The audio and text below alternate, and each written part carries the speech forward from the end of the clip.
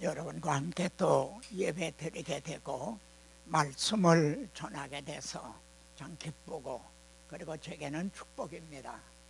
그리고 여러분들 한 분 한 분이 저를 또 아주 반갑게 기쁜 마음으로 맞아주신 거는 제게 또 위로가 되고 또 격려가 되죠.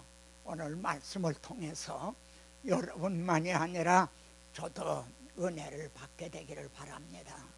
제가 이 말씀은 제 자신이 최근에 참 많은 그 은혜를 입은 말씀입니다. 제가 먼저 은혜를 받았기에, 제 마음이 먼저 뜨거워졌기에 그걸 여러분에게 전하는 거죠. 계시록 1장을 통한 강론입니다. 1장을 알면 절반을 한 것이다. 사실 가만히 보시면요, 로마서 1장도 1장만 하시면은 로마서 절반을 안 거나 다름이 없어요. 로마서 1장. 에베소서도 보세요. 에베소서 1장만 알면은 뭐 거의 다 안 거나 다름이 없습니다. 마찬가지로 이 계시록도 뭐 난해하다,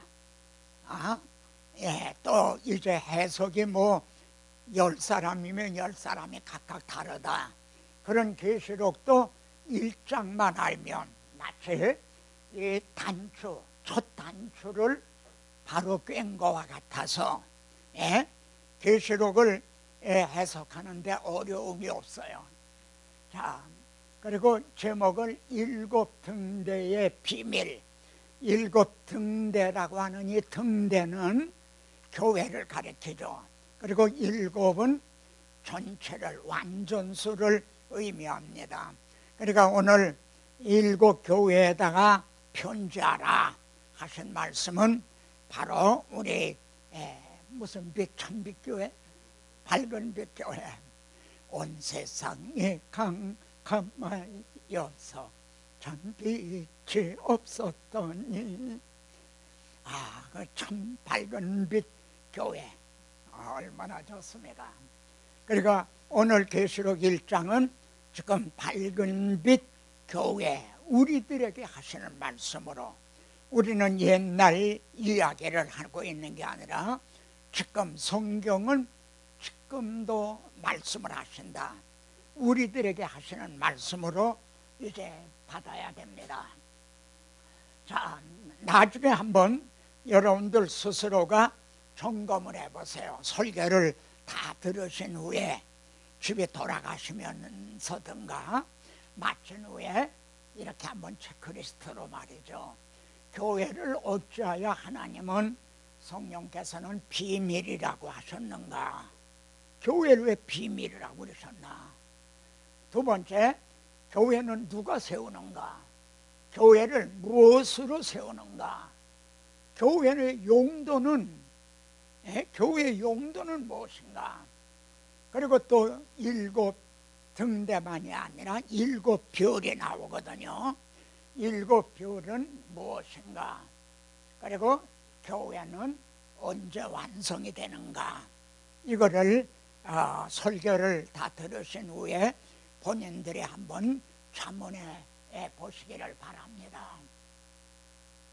자, 우선 계시록의 배경은요, 사도 요한을 높은 산으로 데리고 올라가시는 것으로 시작이 됩니다. 왜냐하면 높은 산으로 올라가야 창세기부터 계시록까지, 창세기에서 시작해서 계시록에서 완성되는 이 파노라마, 그걸 쫙 펼쳐지는 걸 볼 수 있기 때문에 그런 거죠. 요한은 지금 이제 초대교회는 지금 환난 중에 있습니다. 그리고 요한 자신도 하나님의 말씀과 예수를 증언하다가 반모라는 섬에 유배를 당한 이런 배경에서 계시록은 주어진 겁니다.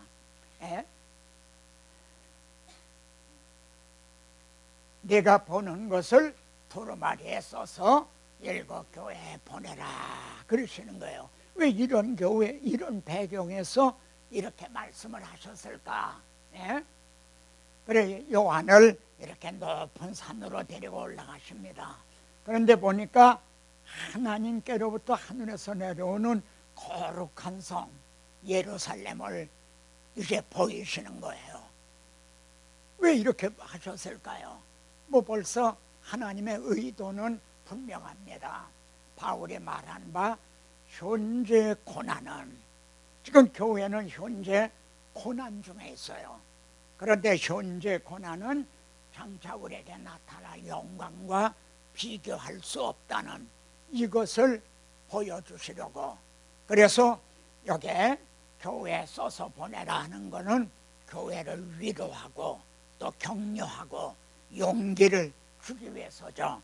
아까 우리가 여기 어디예요? 이 초장에 이 그림이 터키에 있는 이제 갑바도기아 지역이죠. 여기가 우리가 성경적으로 보면 바울이 1차, 2차, 3차 선교를 통해서 복음을 전한 갈라디아 지방, 두아디라, 더베, 이고니아 그쪽 지역이거든요. 그러니까 바울이 거기 복음을 전했어요. 그 위에 교회가 오스만 제국이니 무슨 이슬람 그들이 침략을 하고 뭐래서 큰 환란 중에 있을 때 우리 성도들이 말입니다, 여기에 이 굴을 파고 거기에서 신앙생활을 한 거예요. 그 다녀온 분들 보면은 그 안에는 말이죠, 뭐 수백 명, 수천 명이 모일 수 있는 그런 공간도 있다라고 그래요. 저도 한번 여기를 꼭 가보고 싶은데 너무 이제 늦은 것 같아요. 여기 그러니까 이런 성도들에게 지금 교회는 바로 하나님이 지금 비밀이다. 그러니까 여러분들 지금 처한 환경도 보세요. 뭐 예배당 건물이 아주 크고 좋은 건물들 많잖아요. 근데 여러분들은 지금 조그만 저소에서, 그것도 지하에 있는 정말 초대교회와 같은 이런 가운데 지금 모여 있는 거죠. 우리가 환경을, 상황을 보면은 교회가 조금 더 영광스러운 것 같지도 않고 뭐 비밀스러운 것 같지도 않을 수가 있어요. 여기는 이런 성도들이 그에게 바로 지금 써서 보내라, 그들을 위로하고 격려하기 위해서 이렇게 보낸 것이 계시록입니다. 그래서 이게 하늘에서부터 말이야, 하나님께로부터 내려와요. 하늘에서 내려와요. 거룩한 성 예루살렘. 이게 장차 하나님이 이루시는 이제 우리가 영광에 참여할 것을 이제 말씀을 하죠. 그런데 하나님이 하시는 일은 신구약이 동일하다는 겁니다. 요즘 자유주의 신학자들은요, 구약의 하나님, 신약의 하나님이 전혀 다르다 이렇게까지 말하는 사람들도 있어요. 그거는 성경을 전체적으로 보지를 못했기 때문에 그런데, 지금 이 구약의 교회도 보면 사로잡힌 지 25째 해 성이 함락된 후 그러니까 예루살렘이 말입니다, 바벨론에 의해서 멸망을 당하고 그들이 포로로 잡혀온 지가 25년이 됐다. 그런 하나님은 70년이 되면은 너희들을 돌아오게 하리라 그러셨거든요. 근데 지금 25년이 됐다면은 환란의 한 가운데 있는 거죠. 우리들에게도요, 크고 작은 환란이나 고난이 있어요. 지금 우리 가운데도 어떤 분은 나는 지금 환란의 한 가운데 있구나, 터널을 통과하는 것 같아요. 어떤 분은 그런 환경에 극단적인 저걸 취하잖아요. 자살이라는 말이에요. 그러나 그거는 통과하는 거예요. 영원히 거기에 머물러 있는 게 아니에요. 그건 통과하는 거다 이거야. 예? 근데 구약교회는 지금 환란의 한 가운데 있는 거죠.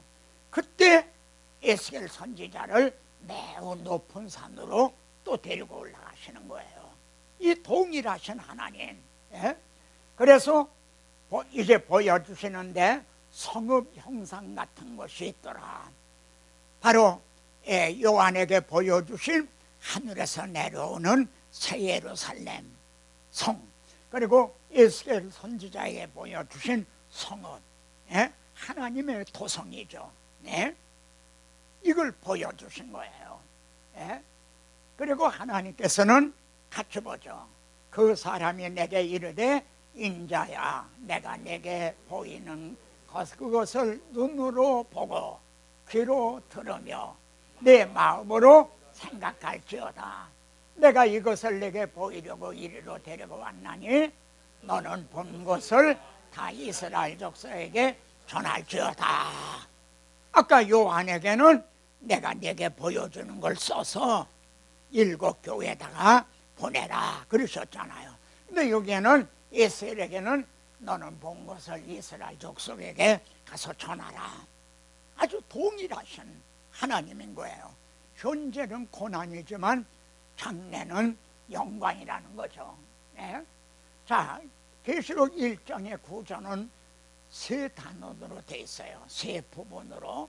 우리가 성경을 연구할 때 이렇게 단원으로 나누어서 연구를 하면은 좀 더 논리적으로 말이죠. 이게 파악하기가 이제 좋습니다.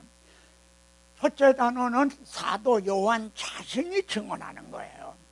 사도 요한은 바로 이것을 증언하다가 지금 이제 반모섬에 유배를 당한 거죠. 그리고 이것은 지금 우리들이 증언해야 될 또 이제 핵심이기도 한 거예요.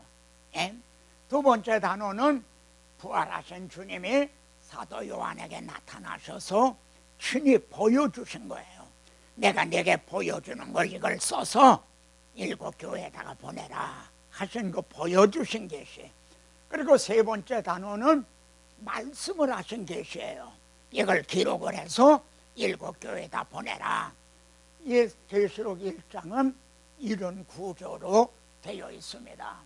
첫째 단원 사도 요한은 뭐라고 증언을 하는가? 여기 보면은 충성된 증인으로 죽은 자들 가운데서 먼저 나시고 죽은 자들 가운데서 나시고 부활하셨다. 그러니까 예수 그리스도가 이제 죽으시고 부활하셨다. 이걸 증언한 거거든요. 죽으시고 부활하셨다. 그런데 여기에 그냥 한 게 아니라 먼저 나시고 먼저 나셨다.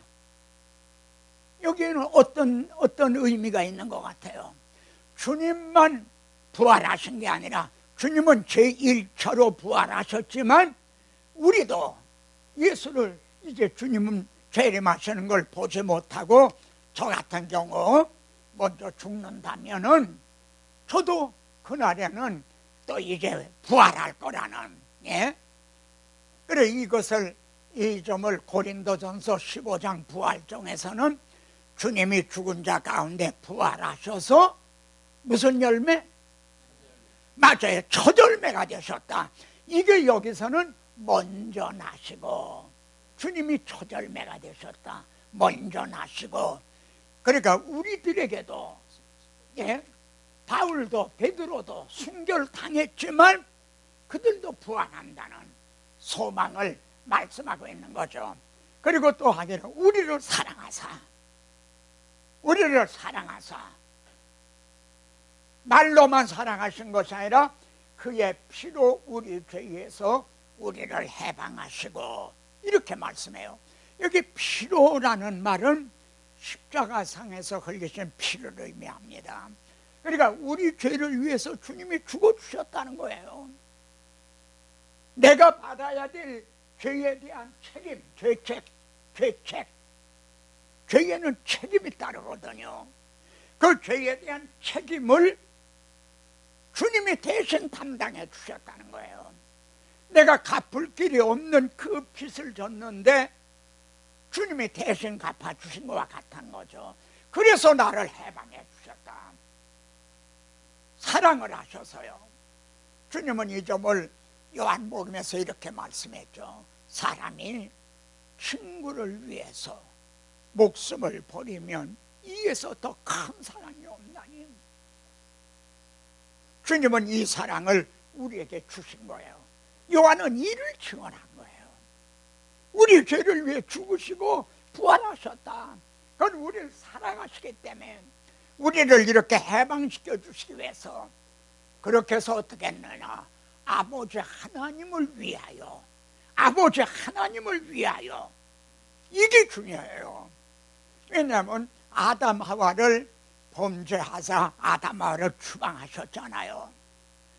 그 추방하신 그때 하나님은 자기 백성을 잃어버리신 거예요. 그 주님께서 피로 우리를 사셔서 하나님에게 드린 거예요. 우리를 말이야 하나님을 드린 거예요. 그래서 하나님의 나라가 다시 회복이 된 거예요. 그리고 우리는 이렇게 예배로 통해 찬양을 통해서 하나님을 섬기는 뭐가 됐어요? 제사장이 된 거예요. 이 점을 베드로는 너희는 왕같은 제사장이라 이렇게 말씀하고 있는 거죠. 주님이 우리들을 피로 사셔서 하나님을 위하여 왕나라와 제사장으로 하나님의 나라가 회복이 되고 하나님을 섬기는 제사장으로 삼아주셨다. 그분은 구름을 타고 오시리라. 여기가 끝이 아니라 재림하신다는 거죠. 그때 불신자들은 말이죠, 땅에 있는 모든 족속의 불신자들은 가슴을 치면서 애곡을 하리라. 그리고 자신이 아멘. 이게 요한이 증언한 내용이에요. 그리고 우리들이 증언해야 될 또 내용이기도 한 거예요. 네? 그럼 두 번째 다연은 주님이 보여주신 계시. 그럼 주님께서 요한에게 최우선적으로 보여주신 게 뭔가? 이건 요한에게만이 아니에요. 내가 내게 보여주는 걸 써서 7 교회에다가 보내라 하신 말씀이에요. 그럼 우리들에게 최우선적으로 보여주신 게 뭔가? 이거는 주님의 관심이 어디에 있는가? 주님의 관심은 어디에 있는가? 여러분의 갑오라 한번 첫째로 뭘 꼽으시겠어요? 여러분의 갑오가 있다면 주님이 우선적으로 보여주신 건 주님에게 있어서는 가장 귀한 거예요. 그럼 그게 뭔가? 7 금토대를 보았는데 그걸 보여주게요. 교회를 보여주신 거예요. 여러분, 왜 교회 주님의 관심이 교회에 있고 주님의 가장 귀히 여기는 게 왜 교회인가요? 자기 피로 사신 성도들의 그 공동체, 바로 이게 교회거든요. 주님의 피로 사신 거예요. 그래서 이 교회를 우선적으로 보여주신 거예요.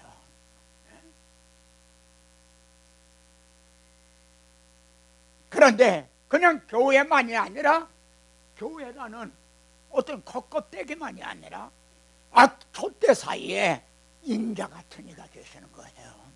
주님이 그 가운데 계신다 이 말이에요. 근데 주님의 모습이 또 특이하죠. 발에 끌리는 아주 긴 드레스 같은 걸 입으시고요, 또 가슴에는 금띠를 띠고. 이게 누구의 복장입니까? 대제사장의 복장인 거예요. 여러분들이 출애굽기나 레위기에서 본 대제사장의 여기 금띠를 띠고 여기 12지파에 그 상징하는 보석이 있고. 그럼 왜 예수님을 대제사장으로 이렇게 상징을 하는가? 바로 제사장이 되셔서 소나 염소나 양으로가 아니라 자기 자신을 제물로 드려주셔서 그래서 우리를 피로 사주셨기 때문에 말이에요. 그래 주님은 우리들의 참 대제사장이 되시고 자신을 참 제물로 드려주신 거죠. 그런데 또 여기에서는 그의 발은 풀무에 단련한 빛난 주석 같고 오니 그 입에서 좌우에 난선 고음이 나오고, 이건 또 누구의 모습입니까? 야정군 사령관의 모습인 거예요. 예? 그렇잖아요. 여기 발은 빛난 주석 같다는 거는 쉽게 말하면 군인들이 신고 있는 군화, 막 군화는 말이죠. 뱀을 밟아도 괜찮고 뭐 그러잖아요. 그리고 주님 입에서는 또 칼이 나온단 말이에요. 이건 제사장의 모습이 아니라 야정군 사령관의 모습인 거예요. 그래서 계시록에 보면 실제로 그들이 어린 양과 더불어 싸우려니와 우리를 위해서 싸워주시는 주님이세요. 네. 주님은 지금 우리를 위해 싸워주시는 주님이다. 근데 이 점도요, 구약의 하나님과 동일하신 하나님이에요. 네? 여기 보면은 모세가 보니까 가시떨기 나무가 막 불이 붙는 거예요. 근데 보니까 타질 않는 거야. 그러니까 이상해서 가벌로 하니까 가까이 오지 말라. 거기서 그 불꽃 안에서 하나님의 말씀을 하신 거예요. 왜 타지가 않았어요? 그 환난 가운데서도 왜 타질 않았나요? 하나님이 함께 계시기 때문에. 기독교 2000년 살을 보세요. 막 불 붙는 떨기나무와 같아요. 그런데도 타서 없어지질 않은 거예요. 주님이 인자가 이제 촛대 가운데 계시기 때문에요. 예? 불이 붙었으나 그 떨기나무가 사라지지 아니하는지라. 예? 그런데 여기 여호수아는 너의 하나님 여호와 그는 너희를 위하여 싸우신 이시니라. 또 구약의 하나님도 그들을 위해 싸워주신 하나님이기 때문에 그들이 출애굽도 할 수 있고 또 가나안을 정복할 수도 있고 할 수가 있었던 거죠. 그러면서 너희 중 한 사람이 10,000명을 쫓으리니, 누구에게 하시는 말씀이에요? 지금 여러분에게 하는 말씀이에요. 너희 중 한 사람이 10,000명을 쫓게 된다. 1,000명을 쫓게 된다. 이는 우리에게 능력이 있어서가 아니라 그가 너희에게 말씀하신 것 같이 너희를 위하여 싸우십니다. 세상 끝날까지 우리와 함께 계세요. 함께 계시는 건 옆에 이렇게 계시겠다는 게 아니라 우리를 위해 싸워주시는 주님이신 거예요. 그래서 우리는 승리할 수가 있는 거예요. 네? 자, 세 번째 단원, 주님이 친히 말씀을 하신 거예요. 여기에서 주님은 뭐라고 말씀하셨는가? 네? 오른손을 내게 얹고 이르시되 두려워하지 말라. 지금 초대교회는 오늘 이렇게 예배드리는데 이 중에 한 사람이 끌려가 사자밥이 된 거야. 또 한 사람 여기 비었네. 이 사람은 어저께 끌려가서 나무에 달려 막 화형을 시켰어. 초대교회는 이런 상황에서 지금 계시록을 받고 있는 거예요. 그래, 너희는 두려워하지 말아라. 첫 말씀이 그거예요. 왜 두려워하지 말라? 곧 살아있는 자라 내가 살아있다 이거야. 예? 그러시면서 내가 전에 죽었었노라. 이게 요한복음인 거죠. 전에 죽었었노라. 이것이 요한복음이고, 볼지어다 이제 세세토록 사자에서 사망과 음부의 열쇠를 내가 가졌나니, 이게 계시록적인 그리스도인 거예요. 전에 죽었었노라. 이거는 요한복음이고, 세세토록 살아계시다. 이게 계시록의 우리 주님이시란 말이에요. 그리고 지금 우리들의 주님이신 거예요. 네? 그래서 두려워하지 말라 그러시는 거예요. 그런데 여기에 지금 오늘 설교의 아주 핵심입니다. 중심점인데 1장의 핵심, 계시록의 핵심은 뭐냐면 일곱 별, 일곱 금초대 비밀, 여기에 일장의 핵심이 있고 계시록의 핵심이 있어요. 이제 같이 우리 읽겠습니다. 내가 본 것은 내 오른손의 일곱 별의 비밀과 또 일곱 금초대라. 지금 여기에서 또 말씀하신 것도 지금 말씀하시는 거 아니에요. 아까 보여주신 것도 일곱 별을 보여주셨잖아요. 그리고 일곱 별, 이제 일곱 금초대를 보여주셨죠. 그리고 촛대 가운데 인자가 계시는, 그리고 여기서 또 말씀하시는 것도 이걸 또 말씀하시는 거예요. 일곱 별은 일곱 교회 사자요, 일곱 촛대는 일곱 교회니라. 그리고 여기 보면 1장 4절에는 이제도 계시고 전에도 계시고 장차도 계시고, 근데 거기 시제가 이제도 계시고가 맨 앞에 있어요. 이제도 계시다 이거야. 예? 초대교회 때 계셨던 우리 주님은 이제도 계시다. 어떻게 계시냐? 오른손에 일곱 배를 불고 일곱 금초대 사이에 밝은 빛 교회 가운데 지금도 이제도, 예? 주님은 우리와 함께 하신다 이거야. 일곱 금초대 사이에 거니시는 이제도 말입니다. 예? 이걸 보여주셨어요. 여기 일곱 별의 비밀, 일곱 금초대의 비밀, 이것이 1장의 핵심이고 계시록의 또 핵심인 거예요. 이거를 우리가 좀 더 깊이 살펴보려고 합니다. 예? 그러면은 어찌하여 교회를 비밀이라 하는가? 예? 나중에 여러분 설교 들은 후에 한번 그렇게 자문해 보세요. 그리고 교회는 누가 세우는가? 내가 이 반석 위에 내 교회를 세우리니, 뭐 여러분 잘 아시는 말씀이에요. 그러면 어떤 방도로 세우시는가? 교회를 세우신다고 그랬어요? 그러면 주님은 어떤 방법으로 세우시죠? 여기에 비밀이 있는 거예요. 말씀이, 태초에 말씀이 계시니라, 말씀이 하나님과 함께 계셨는데 이 말씀은 하나님이시라. 그 말씀이 육신을 입고 임마누엘 이 땅에 오신 거예요. 오신 것만 아니라 그분이 우리들을 위해서 대속제물로 십자가에 죽으시는 거예요. 그래 피로 여러분들을 사셔서 교회를 세우시는 거예요. 여러분 이게 얼마나 엄청난 비밀입니까? 이걸 우리가 에베소서를 교회론이라고 그랬는데 천사들도 몰랐다. 그렇게 교회를 세우실 걸 천사들도 몰랐어요. 사실 구약의 성도들도 이걸 모른 거예요. 예? 이렇게 임마누엘 하셔서 대속제물이 되셔서 피로 사셔서 그들로 교회를 세우시는 거예요. 이 지혜는 아무도 몰랐다는 거예요. 그렇게 이 성도로 오늘날 우리에게 알게 하신 것 같이 시작. 다른 세대에서는 사람의 아들들에게 알리지 아니하셨으니, 구약의 성도들도 혹시 희미하게 알았을는지는 모르지만 이걸 모른 거예요. 이건 엄청난 일인 거죠. 임마누엘은 하나님이 내려오셨다는 거예요. 예? 그래서 우리 위해서 죽으셨다는 거예요.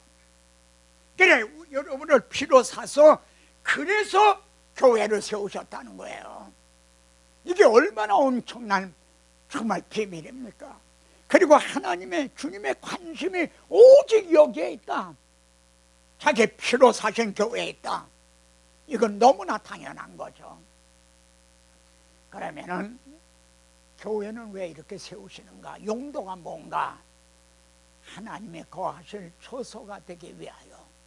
하나님은 무엇이 부족하신 것처럼 사람의 손으로 지은 건물에 계시질 않아요. 건물에 있는 거는 우상인 거예요. 이렇게 갖다가 우상이 갖다 탁 앉혀놓으면 말이죠, 발이 있어도 걸어 나오지도 못하고 입이 있어도 말도 못하고 팔이 아플 텐데도 그냥 주야로 이루고 있는 거죠. 10년, 20년, 100년 뭐. 이게 우상이, 집에 있는 건 우상인 거예요. 예? 하나님은 자기 백성 가운데 거하시는. 예? 그래서 언제 완성이 되냐면 하나님의 장막에 사람들과 함께 있음에 함께 계시려니 함께 계셔서 이때 가서 완성이 되는 거예요. 이것이 장차 우리들이 참여할 영광인 거죠. 아까 요한에게 보여주셨던 하늘에서 내려온 새 예루살렘, 그것도요, 새 예루살렘이라는 건 어떤 건물이 아니에요. 성이 내려오는 게 아니에요. 성도들인 거예요, 그게. 예? 자, 그러면은 왜 교회를 촛대라고 표현을 했을까? 그렇게 상징을 했을까? 이것도 계시록에서 갑자기 그렇게 말씀한 게 아니에요. 구약 성경에 벌써 그림자로 그렇게 표현이 됐으세요. 시작. 내가 보니 순금 등잔대가 있는데 그 위에는 기름 그릇이 있고 7 등잔이 있으며 등잔을 위해서 7 관이 있고, 이 스가랴서에 벌써 등잔으로, 교회를 등잔으로 이렇게 모형으로 보여주신 거예요. 근데 여기 주목해야 될 거예요. 등잔을 위해서 7 관이 있다. 한문을 넣었는데요, 여기 관이란 머리에 쓰는 어떤 금관 같은 그게 아니에요. 파이프를 얘기하는 거예요. 예? 그러니까 7 등잔, 교회마다 파이프가 연결이 되어 있다는 거예요. 예? 여러분 주방에서 수도꼭지를 틀면은 물이 콸콸콸콸 나와요. 어떻게 나오나요? 이 관이, 파이프가 저기 멀리 있는 이제 어디에 수원지, 거기서부터 가서 연결이 됐기 때문에 물이 나오는 거죠. 근데 이렇게 관이 연결이 되어 있다는 거예요. 근데 그럼 어디로 연결이 되어 있냐면 감람나무로 말이야. 금기름을 흘리는 감람나무로 연결이 되어 있는 거예요. 예? 여러분 구약시대에는 이 성전에 감람나무, 오리브 오일, 그거로 계속 끊이지 않게 이제 불을 켰어요. 그 감람나무에 연결이 되어 있는 거야. 그러니까 기름이 끊어질 염려가 있다 없다? 없는 거죠. 그러니까 쉽게 얘기하면 제가 운전하고 왔는데 자꾸 기름이 어느 정도 남았나 보는 거죠. 앵꼬당하지 않나. 충분히 갔다 올 만큼 하네. 근데 내 자동차가 말이죠, 주유소에 연결이 됐다고 생각을 해봐요. 내가 기름이 떨어질 염려를 할 필요가 있어요? 여러분, 교회 말입니다. 이렇게 큰 기름을 흘려내는 감람나무, 거기에 연결이 된 거로 우리에게 보여주신 거예요. 하나님께서 우리들에게 교회가 얼마나 영광스러운가.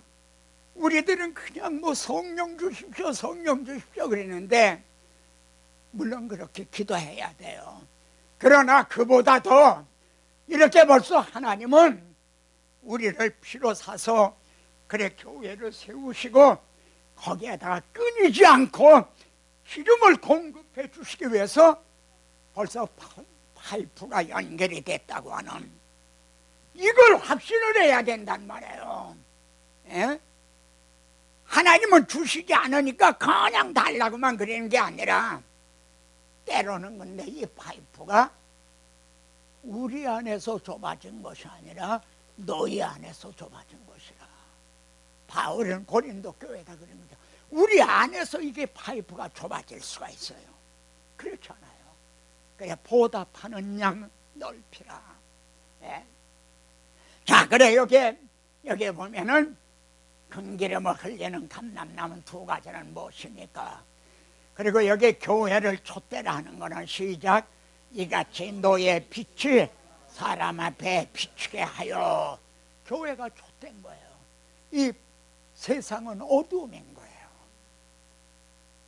그래서 참 이 밝은 빛 교회가 이 빛을 비치는 거예요. 그래서 너희들의 착한 행실을 보고 하늘에 계신 아버지께 영광을 돌리게 하라. 그래, 주님은 달리 너희는 세상의 소금이요 너희는 세상의 빛이라, 또 이렇게 말씀을 하셨죠. 예? 그래서 교회를 촛대라, 등잔이라 그러신 거예요. 그러면은 7등잔을 위해서 7관이 있고, 제가 이걸 좀 잘 만들 수 있으면은 정말 그럴듯하게 만들 수 있었을 텐데, 내 재주로는 이렇게밖에 못 만들었어요. 7금천대가 있는데 주여서 그림을 갖다 붙였지. 여기에 관이 연결이 돼야 된단 말이야, 여기에. 예? 그래야 될 거 아니에요. 근데 내 재주는 그렇게 할 거 없어서 여기에 갖다 금기름 흘리는 그 파이프가 연결이 되는 거예요. 와, 이걸 먼저 우리가 알아야 돼요. 하나님의 행해 주신 이거를 확신하는 말이죠. 사무엘상 3장 여기에 보면요, 참 이때는 암흑한 시대예요. 엘리 선지자, 그리고 엘리의 아들들 비느하스, 홈리인가요? 이건 제사장이에요. 그런데 불량자야. 성도들이 하나님 앞에 제물을 드리려고 이렇게 준비를 하면 이 제사장이 먼저 와서 갈고리로 고기를 가져가는 거야. 그러면 백성들의 제사장님 먼저 하나님 앞에 드린 후에 잡수세요. 이렇게 무슨 한 말이야. 그러다가 그냥 다 죽었잖아요. 그런데도 어떻게 해요? 하나님의 등불은 아직 꺼지지 않았으며, 오늘날도 우리가 이 보이는 현실 교회만 보면 낙심이 되고 그럴 때가 있어요. 그러나 하나님의 등불은 꺼지지가 않았어요. 어느 시대나 남은 자가 있었어요. 솔로몬이 죄를 범했을 때도 내가 나라를 빼앗아 내 신하에게 주리라. 그러나 내가 다윗에게 언약한 걸 위해서 한 지파, 한 등불은 남겨주겠다. 이제도 남은 자가 있어요. 그래서 우리는 어떤 경우에도 낙심할 필요가 없어요. 예? 하나님의 등불은 아직 꺼지지 않았으며. 자, 그러면은 7등잔은 알았는데 7귤은 누구를 가리키는가? 여기에는요, 구속사적인 넓은 의미가 있고 계시록적인 좁은 의미가 있어요. 넓은 의미가 뭘까요? 시작. 내가 그들에게 영생을 주노니 영원히 멸망치 아니할 것이요 또 그들을 내 손에서 빼앗을 자가 없나니라. 내 오른손에서 빼앗을 자가 없나니라. 여기 그들이 누구예요? 주님이 피로 값지고 사실 모든 성도들을 가리키는 거예요. 여러분이 주님의 오른손에 있는 7별인 거예요. 넓은 의미에서는요. 그리고 여기 두 번째 재차 다짐해요. 시작. 그들을 주신 내 아버지는 만물보다 크심에 아무도 아버지 손에서 빼앗을 수 없나니라. 이 말씀은 우리가 창세기 3장을 연상하게 해요. 하나님의 형상대로 지음받았던 아담 하와를 뺏겼잖아요. 타락했잖아요. 근데 지금은 또다시 뺏기거나 잃어버리거나 그런 일이 없다는 거예요. 내 손에서 빼앗을 자가 없다. 이렇게 보증을 해주셨어요. 근데 계시록적인 좁은 의미는요, 7별은 7교회 사자요 그러시는 거예요. 여기 사자요라고 번역된 게 원어는요 천사요 하는 말이에요. 엥겔스라고 하는 천사요. 왜 천사라 하느냐? 우린 천사면 날개 달린 천사를 생각하잖아요. 아니에요. 여러분들의 시민권이 하늘에 있어요. 그러니까 여러분들은 하늘의 군대예요. 하늘천, 하나님이 쓰시는 사야검사, 하나님이 쓰시는 여러분들은 대사다 이거야. 이게 천사예요. 날개 달린 이게 천사가, 계시록에서 말하는 이게 천사가 아니에요. 예. 물론 계시록엔 그런 부분도 있어요. 여러분들이 하나님이 지금 사용하시는 하늘 군대요 천사들인 거예요. 예. 그런데 왜 별이라고 그래 내가? 밤하늘에 반짝거리는 별. 누구 생각이 나요? 아브라함에게 하늘의 별을 보여주시면서 내 자손이 이와 같으리라. 그러니까 별 하나 꽁꽁, 나 하나 꽁꽁. 우리 어렸을 때 그랬는데요. 여러분의 별이 그때 아브라함에게 보여주셨을 때 그때 여러분의 별이 있었다는 거예요. 네? 내 자손이 이와 같으리라. 그래 별, 여러분은 그러니까 스타야. 장군들이라 이거야. 하나님의 나. 그런데 왜 여기 보면은 일곱 별은 일곱 교회 사자요. 좀 목회자라 이거야. 교회 목회자라. 왜 좁은 의미로 이렇게 했냐면요, 출애굽 때는 바로의 노예되어 있는 자들을 해방시켜야 되기 때문에 거기에 지도자가 필요한 거예요. 대장이 필요한 거예요. 그게 모세로 세워졌죠.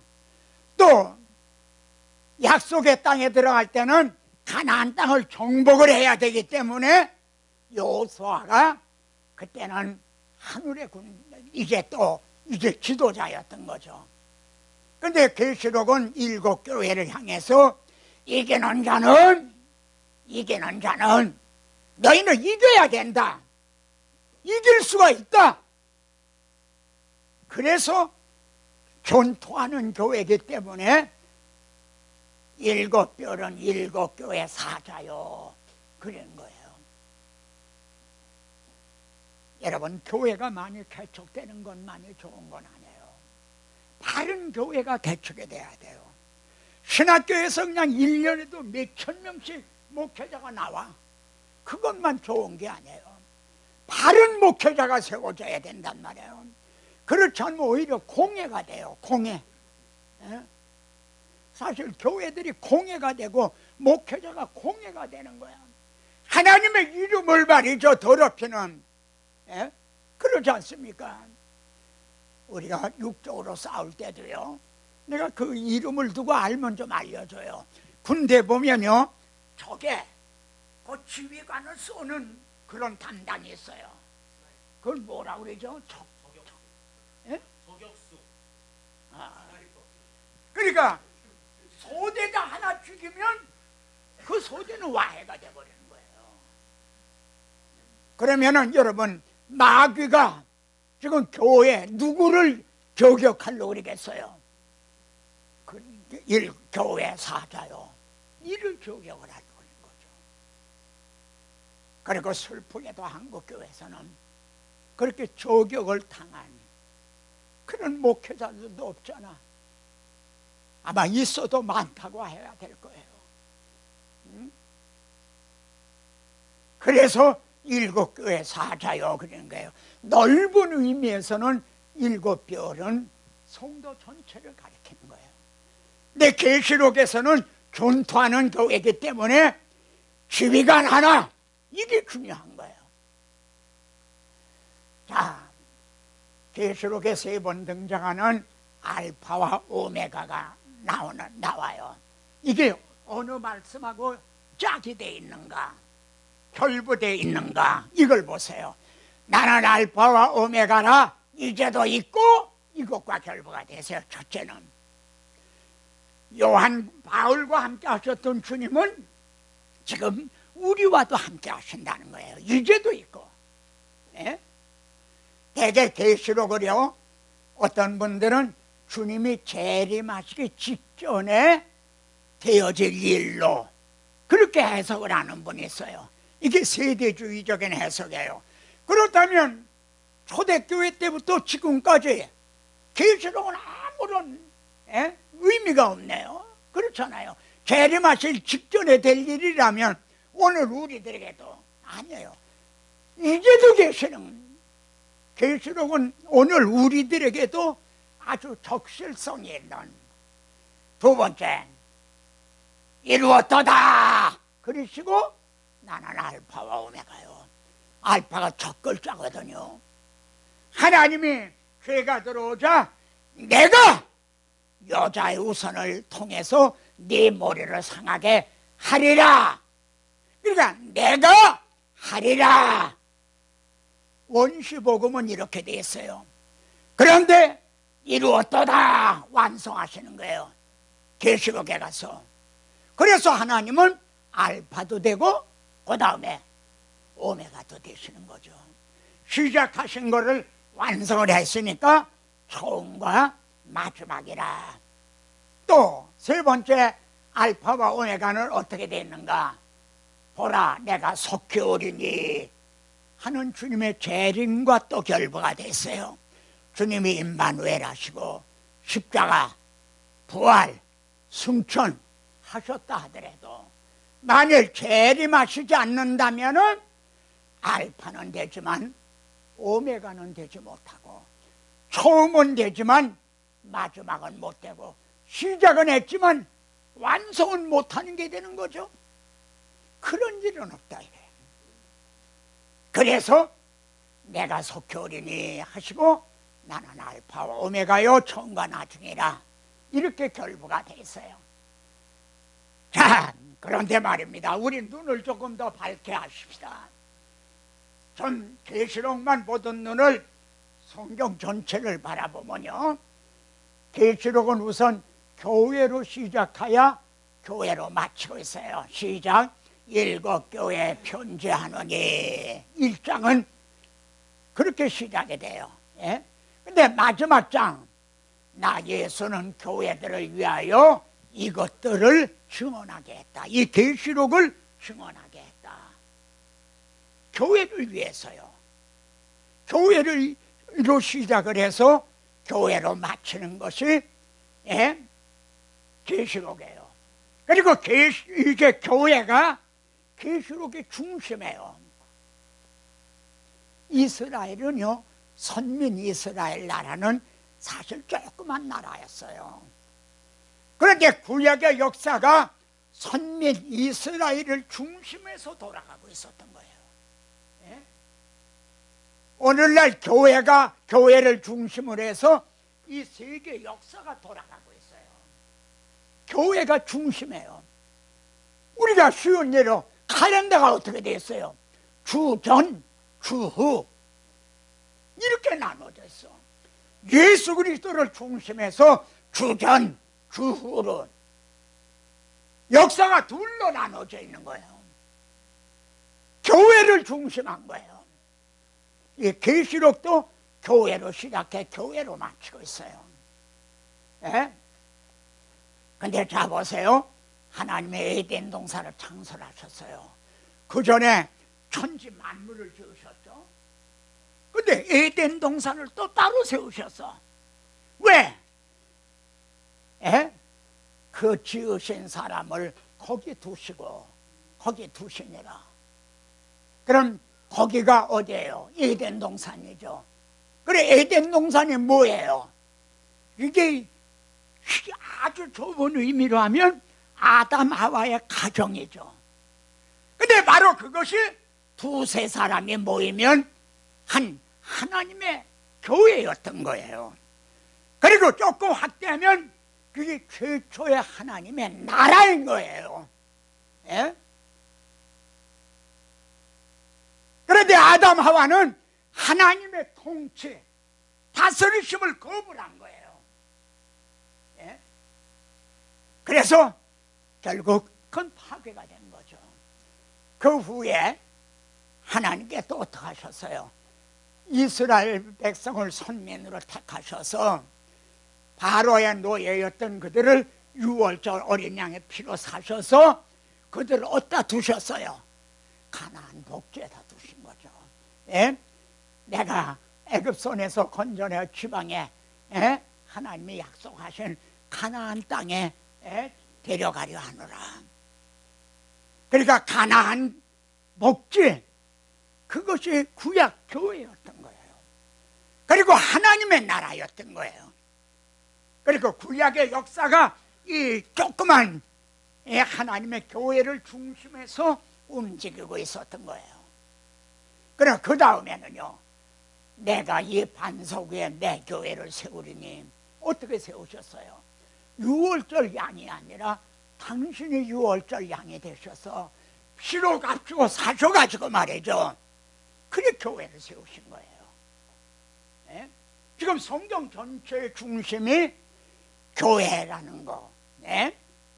그러면 이 교회가 언제 완성이 돼요? 시작.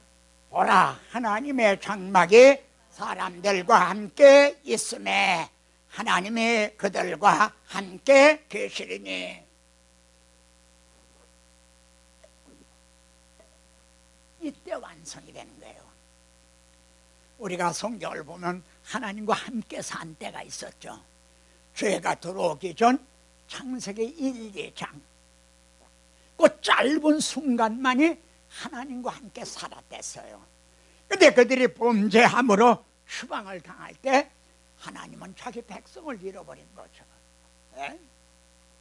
그런데 그들을, 자기 아들을 세상 죄를 지고 가는 어린 양으로 삼으셔서 죄값에 팔렸던 우리들을 피로 사셔서 함께 사시는 걸 지금 이루어 나가고 계시는 거예요. 자, 이제 마지막 적용 부분입니다. 교회는 건물이다 아니다? 건물이다 아니다? 건물이 아닌 거죠. 그러면 교회가 뭐예요? 창세전에 그리스도 안에서 우리를 택하사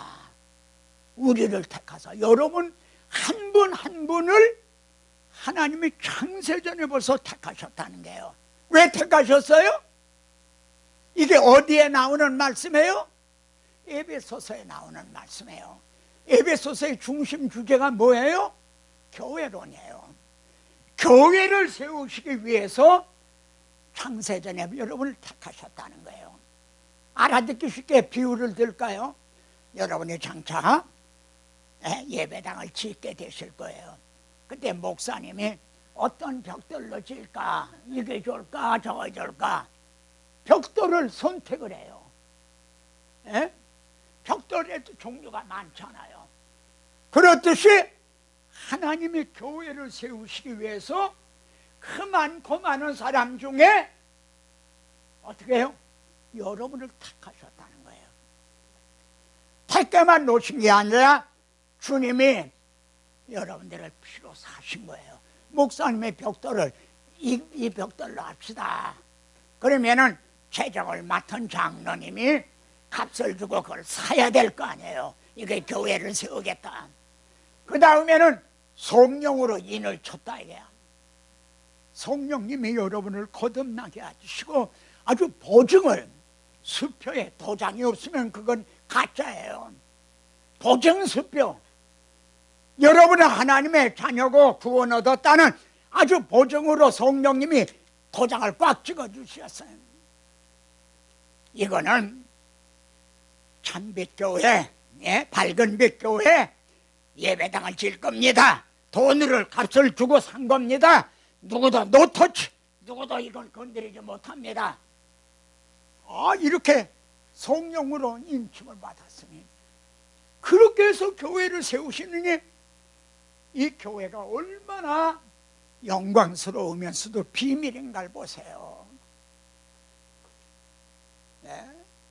근데 자, 너의 몸은 성령의 전인 줄을 알지 못하느냐.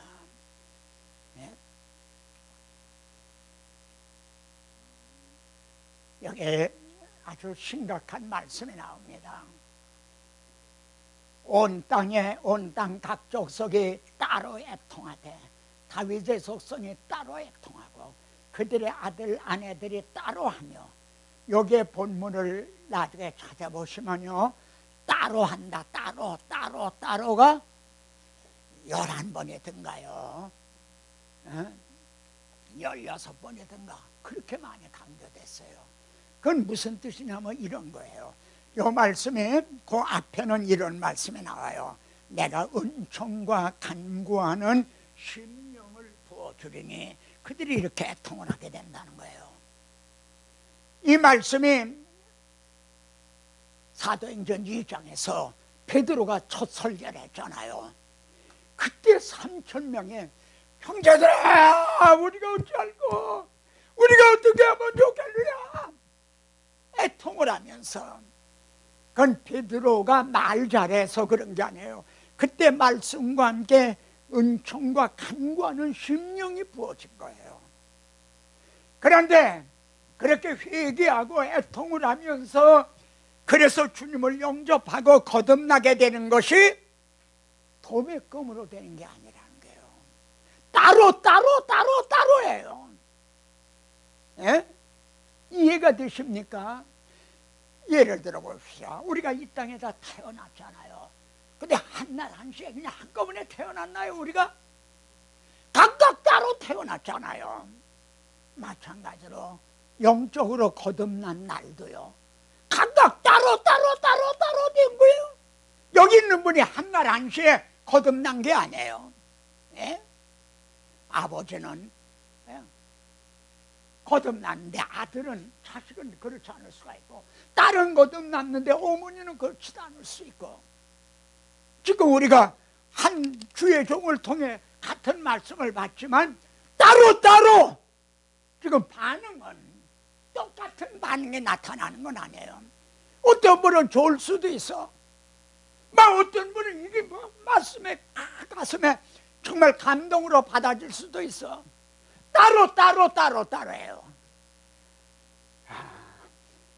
그렇게 따로 택하셨고, 따로 값을 주고 사시고, 따로 거듭나게 해주신 사람들을 서로 연결하여 이렇게 밝은빛 교회로 모으셨어요. 인도하셨어요. 그래서 지금 연결에 지어져 가는 거죠. 벽돌을 찍을 때도요, 하나하나가 따로따로 찍은 거예요. 딱 따로. 건물을 질 때는 이게 연결해서 지어져 가는 거죠. 지금 우리는 연결해서 지금 이렇게 교회가 하나님의 나라로 지금 세워지고 있는 거예요. 그러면 어떻게 돼요? 교회가 비밀이라고 그랬는데, 7 금초대가 비밀이라고 그랬는데, 가만히 말씀을 우리가 상고해 보니까 성도 한 사람 한 사람이 하나님의 비밀이었다. 여러분이 하나님의 비밀이에요. 창세전에 여러분을 택하셔서 주님이 여러분들을 따로 피로 값주고 사시고, 성령께서 여러분들을 따로 이렇게 거듭나게 해주시고요. 그래서요, 제가 여기에 보면은 얘가 누구냐면 영국 황실에 애가 태어났어요. 황실에 재작년이었을 거예요 아마. 그러니까 온 영국이 그냥 기뻐하고요, 축하하고 그랬어요. 장차 얘가 왕이 될 수도 있을 거예요. 영국의 왕이 말이에요. 예? 그러면은 얘가 다른 사람하고 다른 게 뭐가 있어요? 왕실의 씨가 있는 거예요. 왕실의 씨가 걔에게는. 예? 그래 바울은요, 시작. 너희가 아들이므로 하나님의 아들의 영을 너희 마음 가운데 보내서, 그러면은 얘가 더 영광스러워요, 여러분들이 더 영광스러워요. 이건 비교를 보러 하는 거야. 여러분 속에는 하나님의 아들의 영이 있는 거예요. 예? 너희가 거듭난 것이 썩어질 씨로 된 것이 아니라 썩지 않을 씨로 됐다. 우리가 세상에 태어날 땐 썩어질 씨로 태어났어요. 그래야 성경으로 거듭날 때는 영생하는 씨로. 예? 그런데 여기 보세요. 바울이 4장 6절에서는 너희가 아들이므로 이렇게 복수로 말해요. 그런데 4장 7절에서는 네가 이후로는 종이 아니요 아들이니. 뭐가 어떻게 달라요? 너희가 하나님의 자녀다. 그러면 어딘가 느슨하잖아요. 그런데 말이에요, 이제는 내가 하나님의 자녀다 이거야. 내가 가슴을 찔렸단 말이에요. 이 말은 바울이 이를 기록하다가 여기 6절을 기록을 하다가 마음이 막 뜨거워진 거예요. 우리에게 하나님의 아들의 영이 거하신다는 걸 생각하니까 이걸 집어넣는다 뜨거운 거야. 그래서 여기에는 단수로 네가 이제 하나님의 자녀다. 예? 자녀이면은 유업을 받을 자니라. 얘가 이 다음에 왕이 될 수도 되는 것 같이 우리도 왕 같은 제사장으로 영원토록 왕노릇 하리로다. 예? 이게 따로 따로인 거예요. 너희가 하다가 내가 이게 따로 따로인 거예요. 예? 그러면은 여기 봅시다. 우리들이 얼마나 하나님의 비밀이고 보물인가 하는요. 시작. 땅에 있는 성도들은 존귀한 자들이니 나의 모든 즐거움이 그들에게 있도다. 여기에 어떤 말씀이 포함돼요? 땅에 있는 성도들은 하나님이 택하신 자들이고 주님의 피로 사신 자들이고 성령으로 인침을 받은 사람들이다. 그들 속에는 하나님의 영이 거하는 자들이다. 그리스도의 영이 없으면 그 사람은 그리스도의 사람이 아니다. 그러니 땅에 있는 성도들은 존귀한 자들이니, 자, 그래서 그 이름들이 생명책에 있나니라. 여러분들 태어날 때 부모님이 출생신고를 했겠죠. 여러분이 태어나는 날 하늘에서는 생명책에 여러분의 이름이 올라가는 거예요. 시작. 너의 생명이 그리스도와 함께 하나님 안에 감추어졌습니다. 예? 하나님 안에 우리가 감춰져 있다는 거예요. 그러니 이게 얼마나 말로는 다 짧은 시간에 말할 수 없는 하나님의 비밀이고 정말 하나님의 보물이고 그런가요? 그래서 바울은 함께 우리를 일으켜서 그리스도 안에서 함께 하늘에 앉히시니 하늘에 앉아있다는 거야. 지금 몸은 여기 계신 거야. 그러나 주님이 하늘에 앉아 계시거든요. 근데 주님은 머리거든. 교회 머리. 우리는 주님은 몸이고. 그러니까 머리만 가 있는 게 아니다 이거야. 몸도 같이 가 있는 거다. 골로새서, 빌립보서, 에베소서는 다 옥중에서 기록한 거예요. 바울이 옥중에서 낙심을 하거나 신앙이 침체해 있거나 그게 아니다 이거야. 하나님은 그가 옥에 갇히게 하심으로 이 말씀을 써서 우리에게 전해주게 하신 거예요. 옥에 갇히지 않았으면 말씀 쓸 기회가 없잖아. 다니면서 성경하니라고. 저도 남은 시간은 집에 앉아서 좀 쓰고 싶은 글을 쓰고 싶은데 아주 여기저기서 이렇게 보냄을 받으니까 그 일을 못하는 게 제일 아쉬워요. 바울이 옥중에서 더 큰 일을 한 거야. 그렇잖아요. 다니면서 전도만 했다고 해보세요. 그리고 로마서도 안 쓰고 뭐 갈라디아서 써서 우리에게 안전해줬다. 그럼 어떻게 되겠나 보세요. 시작. 내가 그들에게 영생을 주노니 그들을 내 손에서 빼앗을 자가 없나니라. 이렇게 보장을 해주십니다. 그리고 자 이제요, 그리스도는 시작. 나 여호와가 이르노라.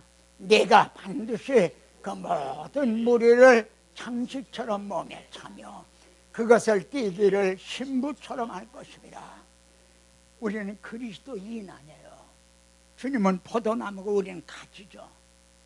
그러니까 우리들이 주님을 영광스럽게 해드린다는 거예요. 마치 신부를 꾸밀 때 귀걸이도 팔찌도 뭐 여기 목걸이도 뭐 그렇게 아름답게 꾸미듯이 우리들의 말입니다. 예수 그리스도를 그렇게 빛내드리는, 영광스럽게 해드리는 몸에 장식처럼 몸에 차며 그렇게 해드릴 자들이라는 거예요.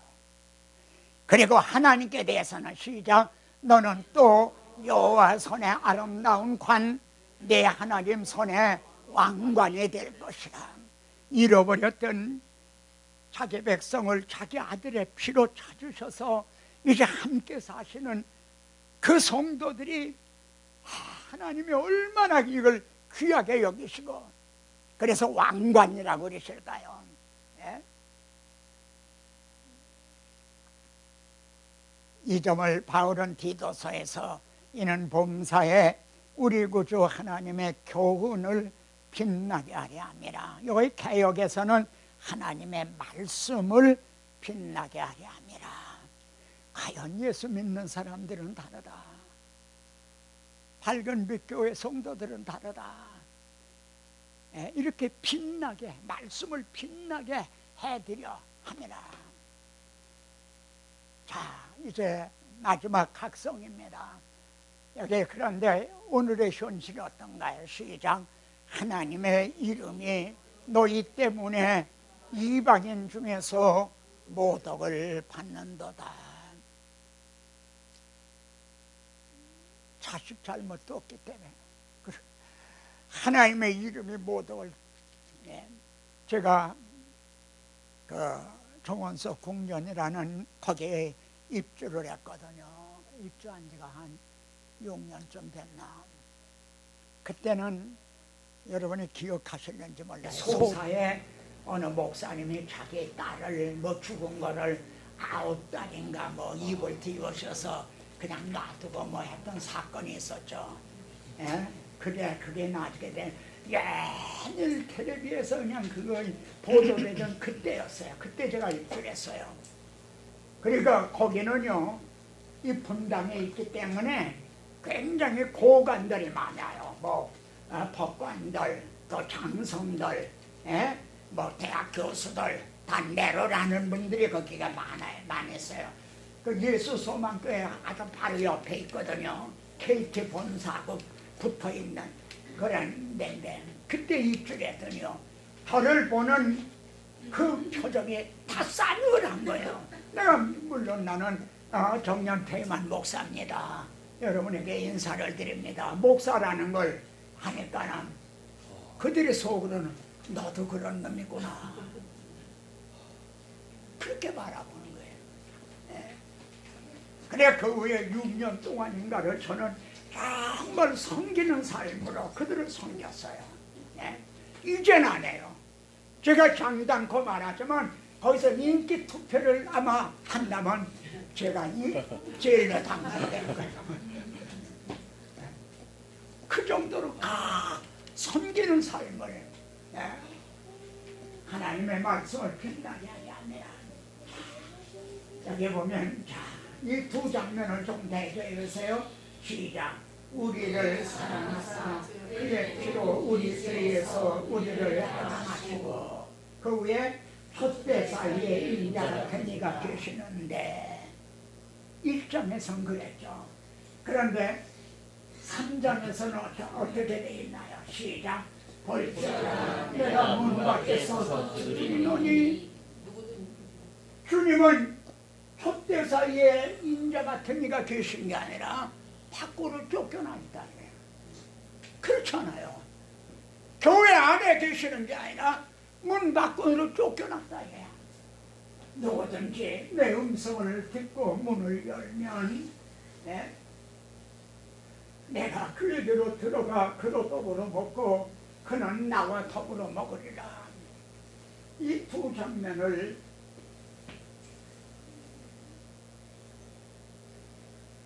그리고 이것이 현대교회의 모습은 아닌가요? 오늘 한국교회 많은 교회들의 모습은 아닌가요? 이게 누구의 책임입니까? 라오디게아 교회 사자에게 편지하기를 한 그 교회 지도자, 목회자의 책임인 겁니다.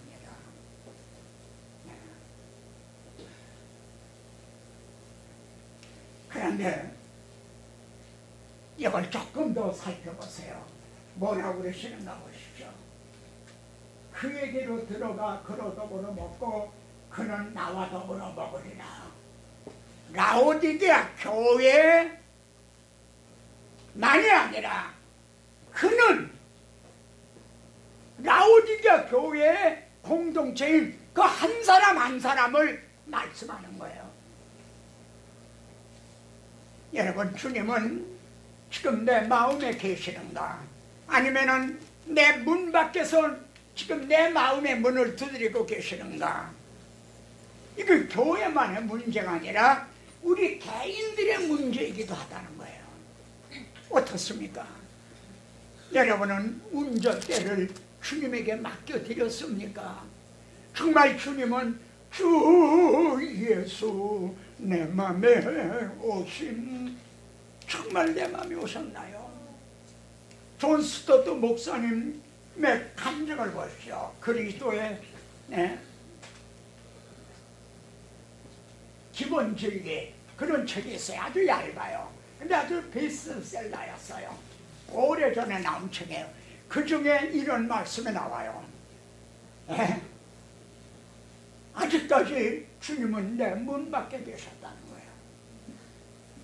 주님을 내 안에 모셔드리진 않고 문 밖에 계시고 나를 복을 주시고 나를 인도하시고 나를 지켜주시고, 나는 그렇게만, 주님은 밖에다 세워놓고 주님에게 그렇게만 그냥 기도했다. 그런데 이제 주님은 내 안에 계신다. 그리고 나를 다스리고 계신다. 여러분, 이 주제권이라는, 이건 제자도에 있어서는 가장 중요한 겁니다. 여기 라오디게아 교회라고만 생각을 하시지 말고 여기 모인 한 사람 한 사람 나에게, 내가 그에게로 들어가 그와 더불어 먹고 너는 나와 더불어 먹으리라. 우리 한 사람 한 사람에게 따로 또 말씀하고 계시다는 거죠.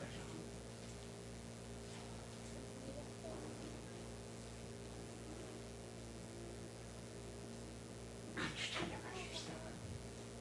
네, 주의 나라와 주 계신 성전과 피 흘려 사신 교회를 늘 사랑합니다. 내 주의 교회는 천성과 같아서 눈동자 같이 악기산을 보호하시네.